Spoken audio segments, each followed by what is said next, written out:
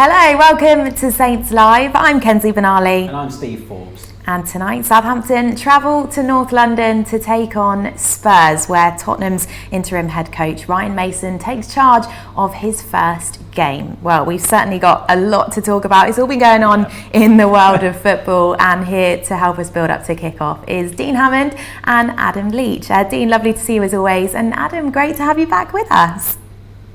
Thanks, Kenzie. It's lovely to be back. Yeah, I've been busy. Have obviously missed a few games. My other job, organising Super League triathlon, not football. So please stop messaging me, people.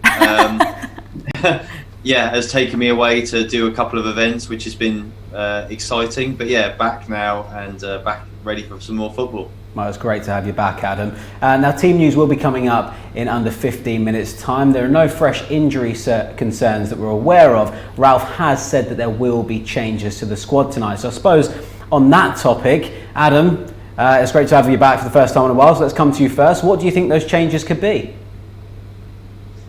Well, I'm going to be really interested to see Steve because I think this is going to be quite telling tonight potentially as to what Ralph's thinking going forward as well. I mean, when you look at the context of the season now, unfortunately, with the FA Cup having come and gone, not an awful lot to play for in the league. I think that Ralph has got two things on his mind. One is that I think he needs to be cautious to keep some momentum.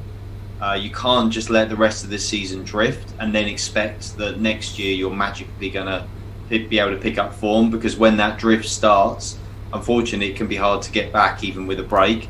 But weighed against that is the need, which Ralph has spoken about, in terms of assessing the squad, freshening up the squad in the summer.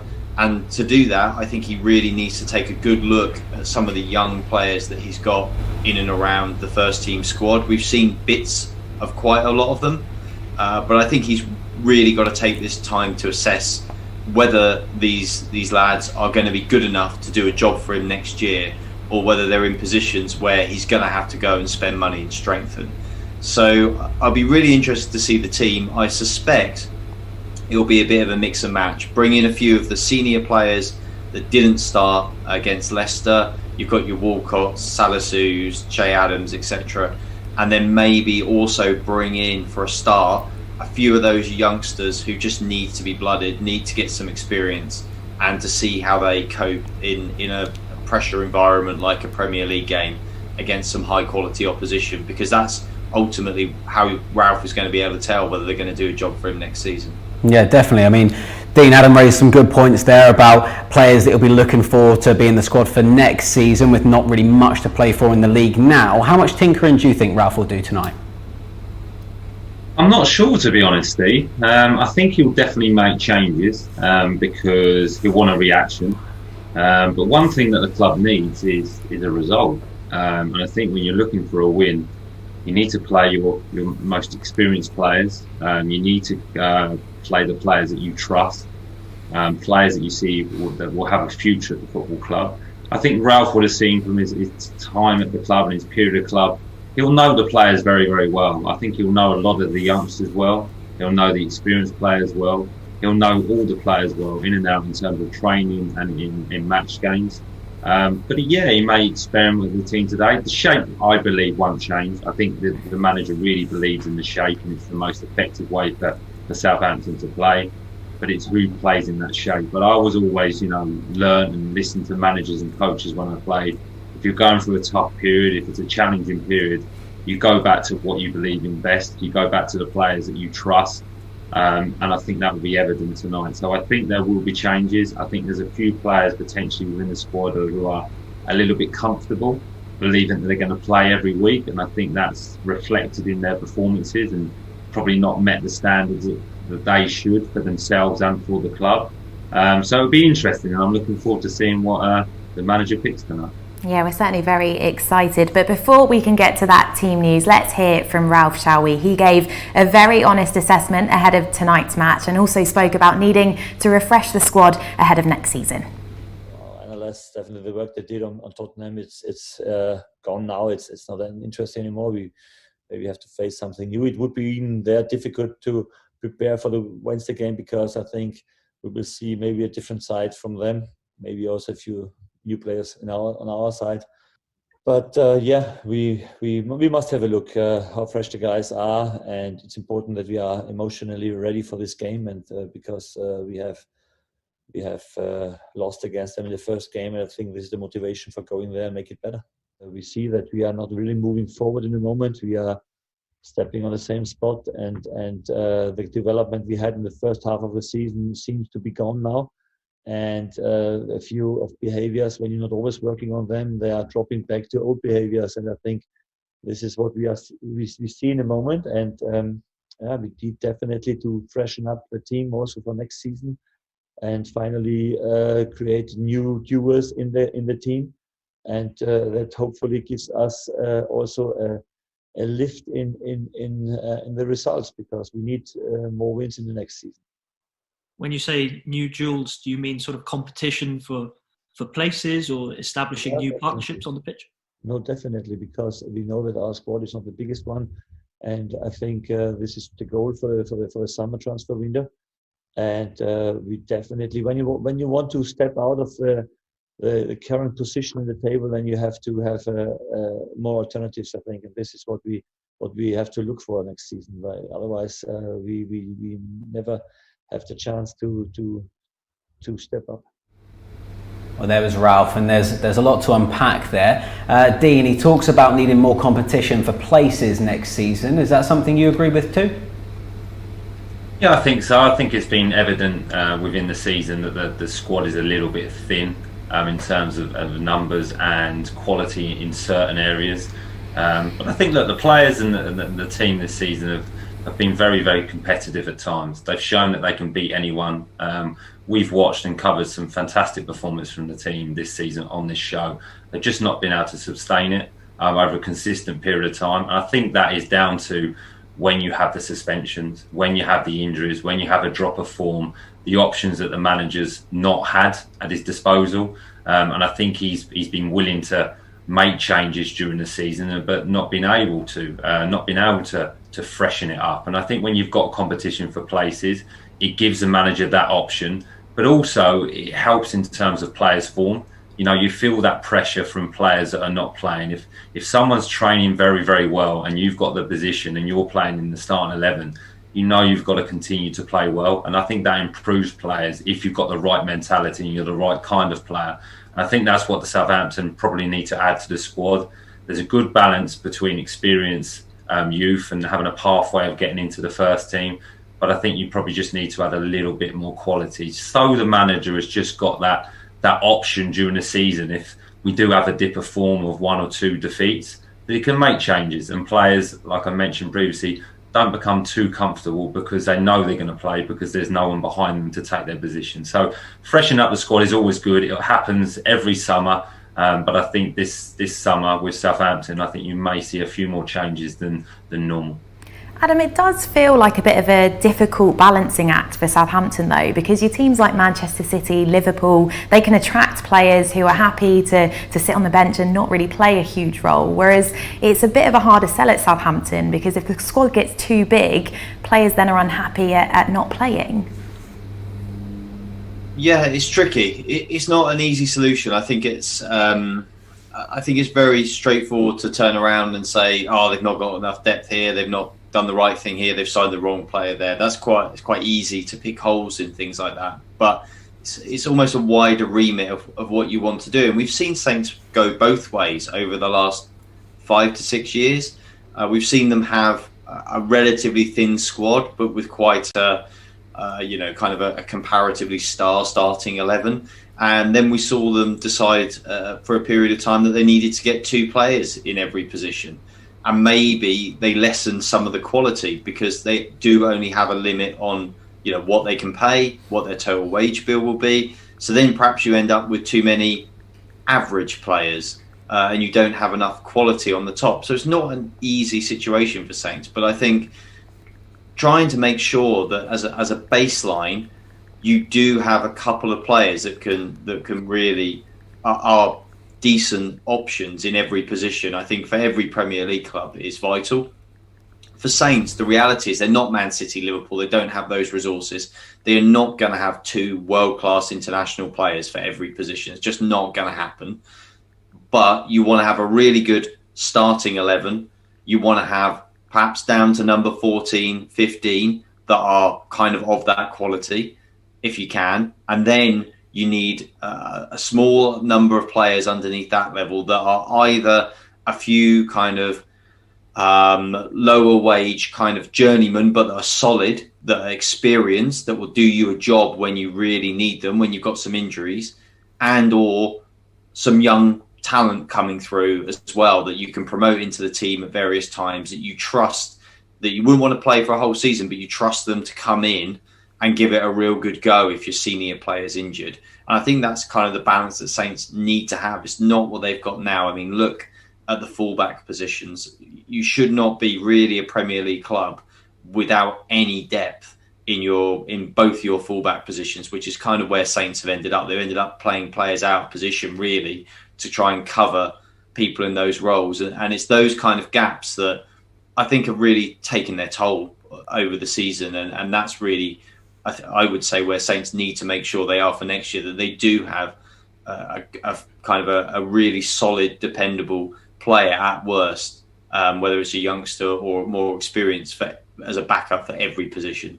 Yeah, we're talking of fullbacks, Dean. We kind of saw it to a certain extent with Ryan Bertrand and Matt Targett, 2 quality left backs, but when there's only room for one place in the starting 11, it's hard to keep the other one happy. So what do you think the answer is to that, and what do you think the ideal number of players in a squad is? I think it's clarity from the manager helps. The manager, if he brings a player into the football club, explains the situation that you're going to be competing with someone else, then a player can't complain of that situation. I think the modern day football, you're always going to have competition for places, and there's always going to be 2 good players within each position. So there's going to be periods you will spend time out of the side. And I think as players, you need to understand that. You really do. In terms of a size of a squad, like Adam mentioned there, you'd love to have 2 quality players of every position. You really would. That would, 20 to 22 players. Is that possible for Southampton? I'm not sure. Getting the right balance is really, really important between having your star players, of having the younger players, having the pathway for the academy players to come through if they're good enough.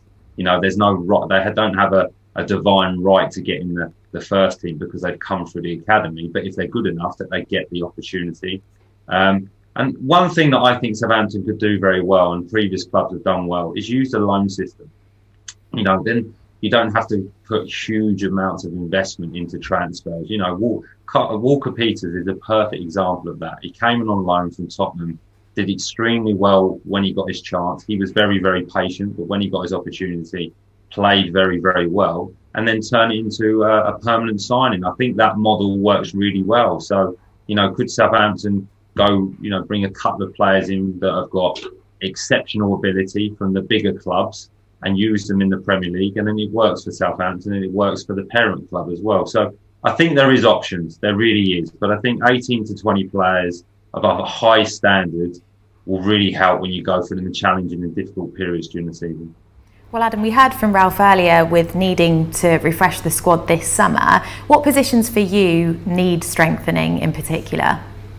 Well, I mean, that's a difficult question to answer in some ways, because I think you've also got to you can answer that question as the squad is now, but you also need to throw forward a little bit as to what will actually the squad be, because there are big question marks still over some of the players. We don't really know what's going to happen with perhaps Danny Ings, Ryan Bertrand, Yannick Vestergaard, and these are big players for Saints. These are some of your established, experienced star players, and we don't really know. And obviously, if they were to some or all of them ended up leaving, and possibly more, then there would be serious rebuilding required from Saints. If the squad is as it is, there is still quite a lot of work to do. I'd say you look at those 2 fullback positions, and for me, you need somebody alongside Walker Peters and Bertrand as well. You need either to be looking to the future to replace him in due course, or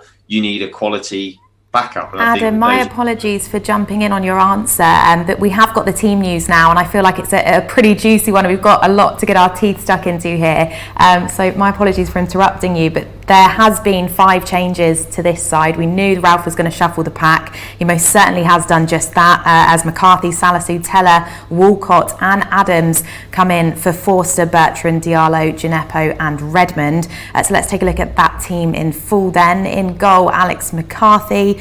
We assume the new look back 4, Carl Walker-Peters, Yannick Vestergaard, Jan Bednarek and Mohamed Salisu. Our captain James Ward-Prowse and Stuart Armstrong in midfield. Out wide, Theo Walcott and Nathan Teller, and Danny Ings and Shay Adams lead the line. The Southampton substitutes then are as follows: Fraser Forster, Jack Stevens, Alex Yankovic, Will Ferry, Ibrahima Diallo, Takumi Minamino, Musa Gineppo, Nathan Redmond and Dan and Lundalu. Well, quite a lot to dissect here. We're not too sure about the formation, of course. We could go with a back 3 and wing backs. Adam, as I so rudely interrupted you, let's come to you once again, and if you could just give us your thoughts on how you think we'll line up tonight. Yeah, sure. I mean, it was definitely worth interrupting because that's a fairly dramatic set of changes from Ralph. But interesting, he's not mucked around at all there. He has done what Dean suggested earlier, which is to stick with really his experienced senior players there. He hasn't gone down the route of chucking in the youngsters, but he has made some changes. Obviously, the goalkeeping change, again, is an interesting one. Very perhaps telling. Well, time will tell. But no Ryan Bertrand, even on the bench, wasn't mentioned as an injury doubt. Not only not in the team, but not on the bench. And we know where his contract situation is. Very interesting moment, perhaps in that development there. Yeah, I mean, it's still a strong team from Saints. It's a decent team. There are good players in it, but I guess Ralph is kind of laying down the gauntlet to those that have come out of the team and also those that have gone in as well. I think this is now really a chance for some players to stake their claim for next season. And maybe this is the start of a bit of a changing of the guard. Who knows? But it feels like might be a significant team selection from Ralph tonight. Yeah, most definitely. Now, Dean, Adam just said there are, of course, a number of dramatic changes there. It's almost hard to pinpoint the headline team news. Obviously, no Ryan Bertrand at all. Alex McCarthy coming in for Fraser Forster. What do you make of this starting 11? I agree with what Adam said. I think the manager's making a statement. I think he's making a clear impression of what he's thinking of next season. The Ryan Bertrand situation, we won't know. Is that due to contract situations? Is that due to the manager not being happy with his form, or just wants to make a change in that position because he's played all season? Who knows? The goalkeeping situation, I think that can happen because 2 very, very good goalkeepers. I mean, Diallo being changed, I thought he was one of the better players in the semi-final. So is that due to being rested or a tactical change? I'm not sure again. Nathan Teller coming back in, I like. He adds pace, he adds enthusiasm. He's very, very bright, and I think we missed that in the semi-final, to be honest. That little bit of a player playing without any fear. Shay Adams coming back in, I like as well. The partnership between Danny Ings and Shay. Southampton play the best when them 2 play their best, to be honest, which is good. Stuart Armstrong in the centre midfield gives him the opportunity to play obviously more central so he can be more creative. But it's an attacking team. It looks like Ralph wants to win the game, especially with the 2 central midfield players, the 2 attacking players. So yeah, we'll see how it pans out. I think the formation will be the same. I don't think the shape will change. But yeah, I think the manager's trying to make a bit of a statement here towards next season. Dean, I just want to stick with you and get your views on potential strengthening ahead of next season. Obviously, we've just spoken about could these omissions be to contract situations, certain players playing for their future. What do you think Ralph, or where do you think Ralph does need to strengthen in the squad? Because he has talked previously about getting players who are mentally strong. Yes, I think that's needed within the group. Is that a Premier League experience? Is that an older head? I think we've missed Oriol Romeo. I think in the central midfield with that experience and that guile to know how to win games, to know how to play in certain periods of games when you're under pressure. So potentially 1 or 2 players like that can help the group on and off the pitch. I think Theo Walcott's done that to a point, but I think, you know, maybe, I don't know. Look, it's difficult to tell because I don't know the group, but from watching the games, maybe a couple of players with a bit more personality on the pitch in terms of being able to win the games to help the younger group during them challenging times. But yeah, just hungry players that want to come in and perform well, that want to learn, that want to be part of a group that will support each other. And Southampton have got that. I'm not trying to say they haven't got that, and they've got players like this, and they've been brilliant at times during the season. They really, really have, and we've loved watching them. But I think every season, every club tries to improve and tries to progress. And we're talking about the club moving forward, so that can help this group. I don't think this group needs to be torn apart at all. I think it's very, very healthy and it's got lots of positives. But I think it does need a little bit of help. And I think the manager will be looking for bringing that, just an added bit of balance to the squad. Yeah, definitely. Well, just to close out this segment, we want to talk about who's going to be in the Tottenham dugout tonight. Kenzie did highlight at the top of the show that it's going to be Ryan Mason as he's taken charge until the end of the season. Adam, what was your reaction to Jose Mourinho's sacking on Monday? And do you think that will have a big impact on how they play tonight? Well, I wasn't overly surprised. I don't think any of us probably were. I mean, obviously things have gone pretty badly. I think more interesting, perhaps, context is almost what this means for Mourinho as well, having been such a huge character on the world stage of football, and in particularly in the Premier League over the last decade. Where does this leave him? Is that his last big job in the Premier League? With one of the really established big clubs now. I'm not sure, but it kind of felt inevitable. I guess it was a slightly strange one in that it normally would be all the hoopla around it, but because of everything else that was going on with the European Super League at that point in time, it sort of was playing second fiddle to that in the news cycle. But I mean, I don't necessarily think it will have much of an impact.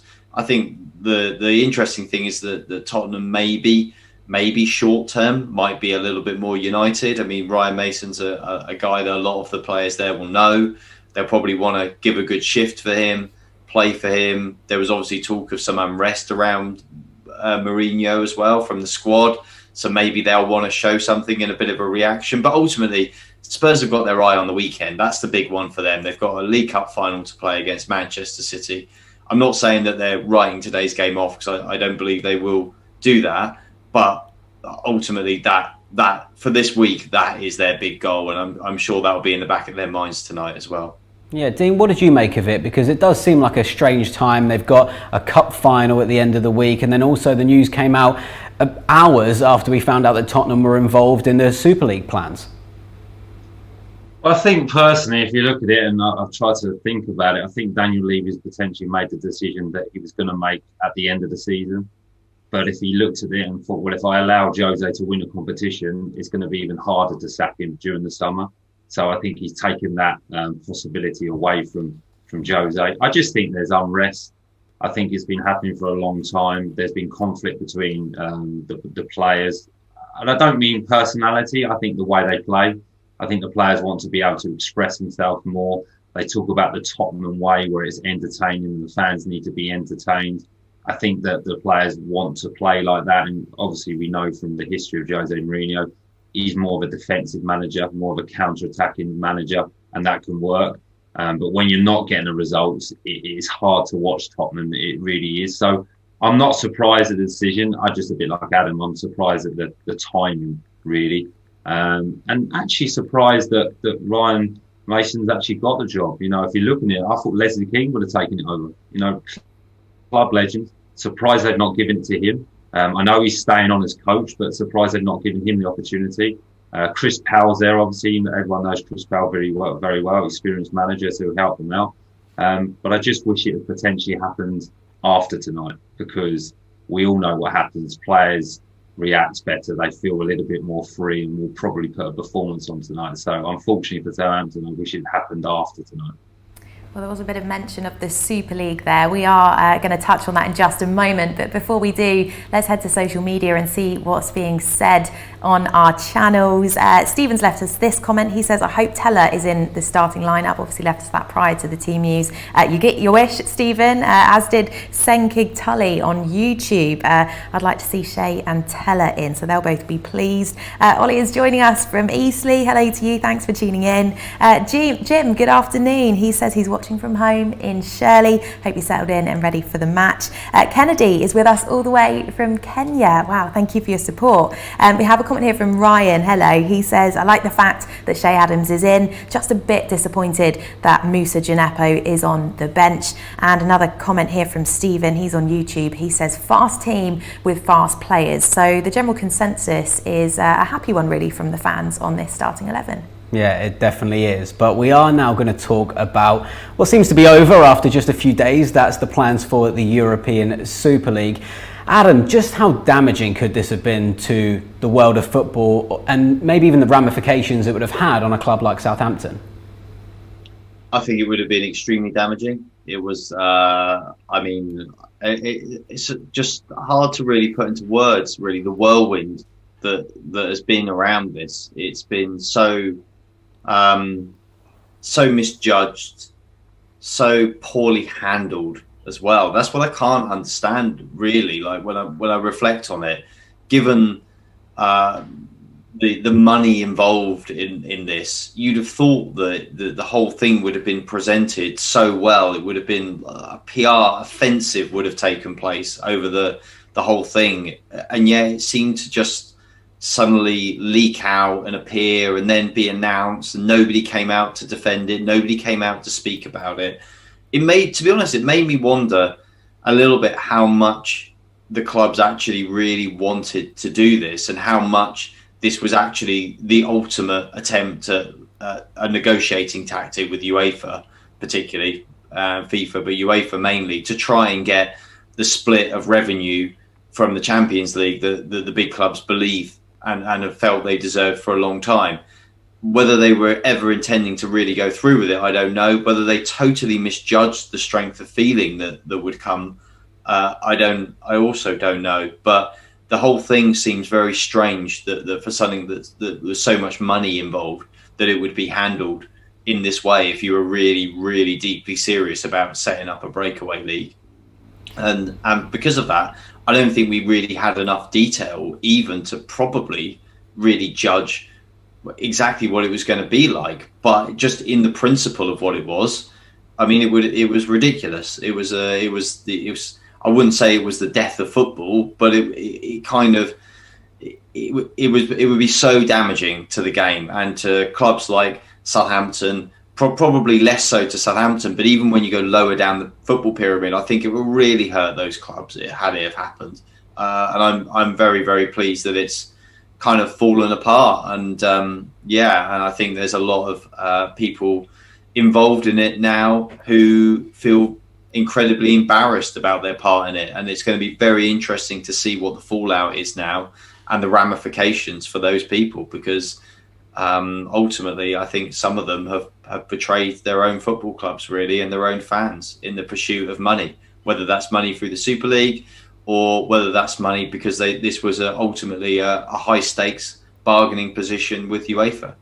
Yeah, it certainly seems that way, doesn't it? Now, Dean, I imagine like so many of us, you've got some pretty strong opinions on this too. Yeah, I mean, I agree with everything Adam said. Am I surprised that they potentially tried to do it? No. It's embarrassing for football, really. It's a crime against football.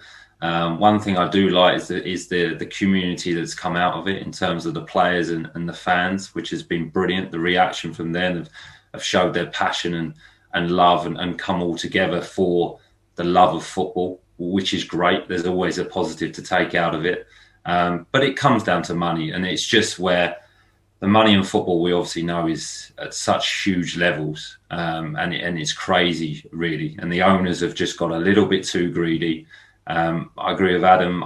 The way it was dealt just seems really poorly dealt with. There wasn't more expectation on how they would do it, more information on how they would do it, explain how it would benefit the game, how it would benefit other clubs. I think that's really, really strange. I just think they got it completely wrong. I think they've been advised wrong. And it would have really affected football. It really would have done. You know, the younger players coming through to get an opportunity, them dreams that we all start with as players, to be able to play in a competitive league, to try and promote yourself to the Premier League. Because I know personally as a footballer, I wouldn't have been able to get to the Premier League if I wouldn't have had promotions. I'm not going to get bought from the lower leagues by a Premier League club. I had to work my way up, and that dream potentially could have been taken away. And the competitive nature is why we all love football. You know, the ups and downs, the challenges, the emotion with the fans. If that gets taken away, and I just think it would never be the same sport again. So I'm really, really happy that it hasn't happened. And where it leaves the game, where it leaves the top clubs, I don't know. But I think if you look at it now, the powers within these football clubs, the owners, and it looks like the American owners, when they bought the football clubs, I would say they probably had this plan at the beginning, that they were going to do something like this to be able then to increase the value of their football club so much that then they could sell it for a huge profit and move on. So it just shows that they don't really care about the football clubs. But the people that do, the players and the fans, I think they've come out with huge credit, and that's a good thing. Yeah, definitely. Adam, we obviously touched on the significance that money played in this, being a driving force behind the plans. What do you think the future holds for football? Because does there need to be a systemic change? Because some people have said, well, if you remove these people from their positions of owning, then another owner is going to come in, and again, the revenues will still be that driving force in the future, maybe to the detriment of the game. I think it's very, very difficult to come up with a solution. I think football has now gone so far down this road that these sort of things are inevitable. And yes, this was an incredible example of a group of people trying to just muscle through something, thinking they had the power and the money to just do whatever they wanted. But to a lesser extent, on a lower level than this, not a breakaway league, kind of this has been happening for years and years and years now, and it's been allowed to happen. The rich have got richer, and the poorer clubs have kind of got further and further apart. And I mean, you could even say, when you look in the Premier League, you look at our own club at Southampton, and you can apply that. They're further away financially from Liverpool and Manchester City, for example, now than they've maybe ever been, and they are further ahead of teams in League Two financially than they've ever been as well. So I would like to see huge changes in the game. I don't think it's healthy what's happening, and when you look at actually what would have happened had the European Super League come in, probably we'd have seen more inflation across the board as well. We'd have seen transfer fees go up. We'd have seen agents taking more money out of the game. We'd have seen the players getting paid even more exorbitant amounts of money. That money would not have been for the benefit of football or the benefit of sport. And you don't mind, so you understand some of that happens. That it's an entertainment business. Of course, that is part of it. People make money out of it, and that's fine. There's no problem with that. But it's also got to be, sport is for the people. It's for the kids down the road who want to go and play at the local park and dream one day of playing for their teams. It's the mums and dads who support their club and want to take their kids, and they're proud of taking their kids to see their team and growing up supporting their team. That's who football belongs to, not the people who own any clubs. Liverpool, Man City, Southampton. It's got nothing to do with them, really. Most of these people are in it for either ego or for financial reasons. And I would like to see a huge change in football. I think it's unrealistic to expect that to happen with the money that's involved. But I at least hope that this whole debacle will be a lesson to anybody else who's thinking that they have the power and the money and the control to just ride roughshod over football and football supporters. Well, there's certainly been an outpouring of anger, I think it's fair to say, from various players on social media, and I think we can assume that they weren't consulted on this decision, Dean. There's been talk about punishing teams involved with trying to create this Super League. Does that seem fair in your eyes? Yeah, it's a hard question to answer, Kenzie, because like you say, if you punish the football clubs, you are punishing the players and you're punishing the fans who actually probably, have definitely done nothing wrong and weren't consulted on the decision and weren't advised on the decision and probably had no discussions and part of it. So that's really, really tough. I mean, can they enforce any punishment? I'm not sure. A points deduction, a transfer embargo, I'm not sure. But what you'd like to see is the individuals punished. You know, how you would do it, I don't know. But could you punish the individuals financially? Because let's be honest, the reasons why they've tried to do this is for financial gain. So there's obviously a reason within, obviously, the economic situation, the clubs are losing money. So they've tried to earn some money to help them in this situation. So then to sting them again financially, personally, is going to hurt those individuals. Yes, that will have a knock-on effect in terms of clubs won't spend as much money on transfers and bringing players in. And I understand that. So it's a really difficult situation. It really is. But lessons need to be learned from it and something needs to be done, because otherwise the people that have tried to do it, the individuals that have tried to do it, they'll just come up with a more clever way. They'll learn from their lessons here and come up with a better way of doing it, a more public effect, a more PA way of doing it, so everyone buys into it. They'll come up with a different solution. So there needs to be a stop to it. How you do that, I don't know. How you punish them, I'm not sure. So it's a really difficult situation because it's definitely not the players' fault and it's definitely not the fans' fault. Yeah, well, it's certainly been a rollercoaster few days and we could easily fill the whole show, I'm sure, on this topic alone. But we are going to get back to the job at hand today and the match this evening. Plenty more comments coming in from the fans, lots of predictions as well, which is great to see. Joe's left us this comment. He says, hopefully Salisu is at left back. He's got the pace for that position. Ryan thinks it's going to be a 2-0 win for the Saints this evening. A couple of draw predictions coming in as well. We've got a 1-1 prediction here.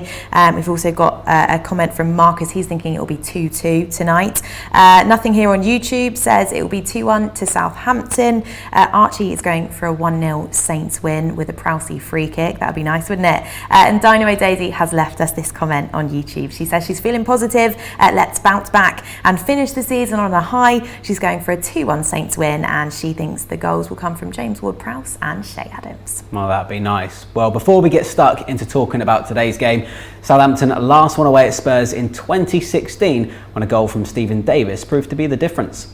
We are about to kick off. Southampton huddling away to our right in bright sunshine at White Hart Lane as Alderweireld with a long crossfield diagonal ball. Rose brilliantly takes it on his chest. Low ball into the near post. Saved by his legs from Forster. The follow-up from Lamela deflected away. Mane has to rush back to try and get there, but he can't. Lamela forward. Lamela looking for Kane, who was offside, but Son still runs on. And then Forster doesn't stop him. He's still in the pitch. Surely he's going to score. And he slides it into the net. A comedy of errors at the back by Southampton. Wanyama switching it to the right to Cuco Martina. The Curaçaoan drives forward. Early ball chipped down the line. Good ball as well. Tadic in the box. Cross the ball. Stephen Davis has equalised for Southampton. Brilliant first time finish. Fantastic cross from Tadic. And it all came from Cuco Martina on the right. And it's 1-1. And another moan from the fans. And again, saves have been done at the byline, trying to let the ball go out of play. Forster tries to make the save. He does. Again, the ball in from Eriksson. And Forster makes another save. And they're their own worst enemies at the back at the moment, Southampton. Now their throw goes into Pello, holds it up well, now Long, 25 yards out, declines the shot, brings Davis into the game. Bertrand's working hard to get on his outside, but he goes in looking for a 1-2. Davis still going, room for the shot, and he's put it in! He looked like he'd scuffed it, but Davis has his second, and he races to the Saints fans away to our right to celebrate. Eriksson's going to look for the back stick. He does. It's low, it bobbles, it could be in, it's put wide! It's a corner. You cannot believe Spurs haven't scored. This will go down as Spurs' worst week of the season, but it might be Southampton's best. They have won at White Hart Lane, beaten Mauricio Pochettino's Spurs. A great day. Adam, what do you remember from that game? Yeah, a really good day. I mean, didn't often go to Tottenham in recent years for Saints, expecting them to come away with anything, but the team were on a real high then. I mean, it was obviously the great Ronald Koeman team, and it's interesting, really, in some ways. I mean, I want to talk up this team rather than down to the current team, but it kind of, we were talking earlier. In the season, we were comparing this team of Ralph's to this Ronald Koeman team, which obviously finished sixth in 2016. And I actually looked back at my report and some of the stats. I was astonished to see that after this game, Saints had accumulated 36 points in 2016. This is obviously the second half of the season, effectively. And they got 3 more on the last day of the season as well. So it just goes to, in context, Saints have got 36 points from 31 games this season, all season so far this year. So it just puts into context just how good this team were. And it was a great run at this point in time. Saints were absolutely flying, of course, and it was this late surge really that secured that 6th place and European football. And it was a great team. It was a great day, and also a superb example really of how to take advantage of a situation where the season opens up for you, which it did for Saints that year. You had a lot of the big clubs struggling a little bit, you know, and Leicester obviously won the title, and Saints were superb. And it just makes you reflect that it's a real shame that Saints couldn't keep up their early season form this year, because it is a similar season in some ways. Yes, Man City have ended up walking away with it really, but you have got some of the traditional big 6 have faltered and struggled. There are other clubs like Leicester, West Ham, who are in the real top 4 shake-up now for this season, might even get in the Champions League, but surely will get European football. And you feel like, you look back at the first third of this season, you think, Saints were there. They were in that mix, and then it slipped away. But it also puts into context, I think, the achievements of this team, Ronald Koeman's team, and just how superb they actually were. And they were great to watch as well. Such a swashbuckling side. And Stephen Davis as well. Great guy, real solid pro for Saints, but bags of quality, as you can see with the 2 goals he scored there.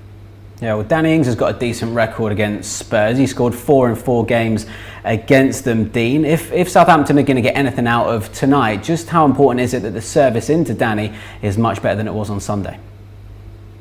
Yeah, I think that's a fair comment, Steve. You know, Danny Ings is a quality striker who, if he gets an opportunity, usually takes an opportunity.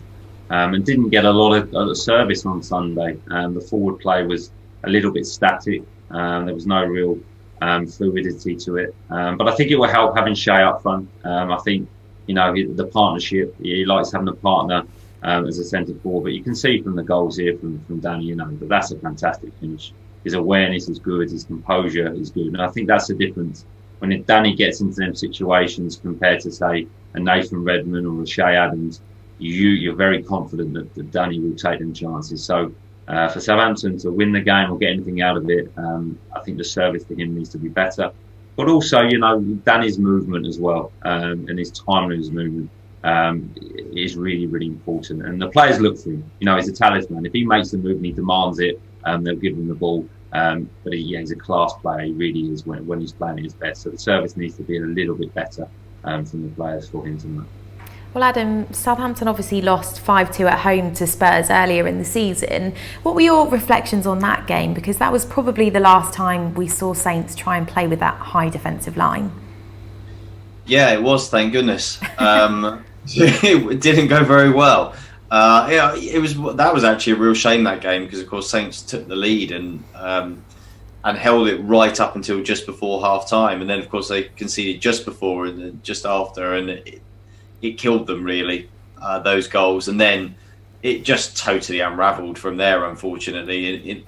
It was very disappointing, but it can happen. They were obviously trying to play a certain way. I think afterwards Ralph kind of talked down this whole high line thing, but they obviously were doing it. You couldn't really escape it because it was obvious, it was in front of your eyes. But I think it was a case of, let's take stock and abandon that tactic. But ultimately, Tottenham, they've got some real quality. I mean, look at Kane and Son. I mean, they're top quality players, and it was a shame the way it happened for Saints that day. But there's no shame also when you get beaten by class as well sometimes. And the Saints have had enough decent results this season to feel that at that point in time early in the season, to feel that was one that they could just chalk down to maybe a bit of misadventure in terms of trying something different that just didn't quite work out and was punished by some very high quality players. Dean, what do you make of Spurs at the moment? Because one of the big 6, but 7th in the league, but however they do have a cup final to look forward to at the weekend. Yeah, they're still, for the unrest that's been there and probably the bad publicity they've had, they're still in a reasonably strong position. They're, 5 points off the Champions League spot? I think that's going to be very difficult for them to get in, but they've still got an opportunity. A cup final at the weekend where they can win silverware. You know, they've not won a trophy for a long period of time, so that would be really important for them. They've got some really top players. They have, and you know, obviously with the stadium, new stadium, the training ground, which is unbelievable. It's a big football club that's probably underachieving.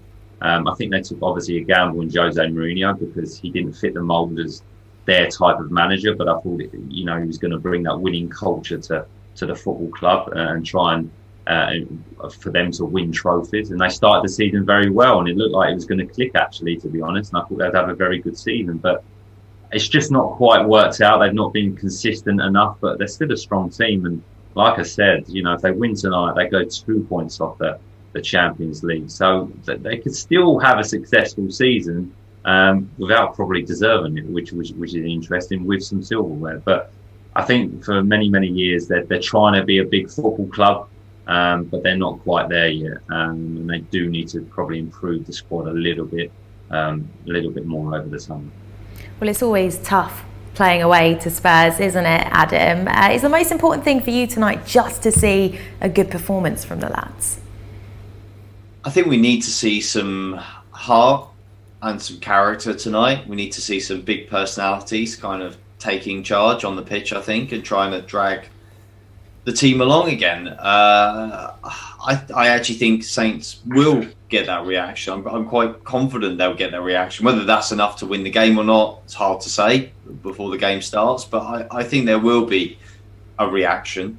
I think it's a shame that Saints feel like they need a reaction, because you'd rather that you'd just been doing better previously than you had to react to it kind of when the moment has passed, and the moment sort of has passed for this season all in all. But they are where they are now. There's nothing you can do about it, and they've got to stand up and be counted, I think, a little bit.